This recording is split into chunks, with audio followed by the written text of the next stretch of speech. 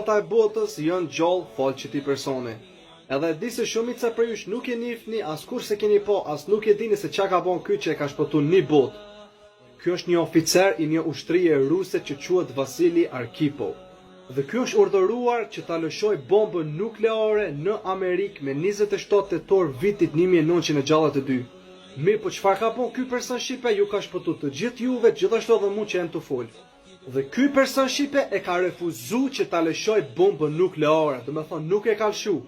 Dhe nëse ai ushtar do e kishte lëshuar bombën nukleare në Amerikë, atëherë urime kjo është lufta e tretë botërore, që ka pas me ndodhë në vitin 1962, ama nuk ka ndodhur. Nëse ai e kishte lëshuar bombën nukleare, patjetër që Amerika ish përgjigj me diçka tani edhe çdo të tjera, edhe kish kriz lufta e tretë botërore.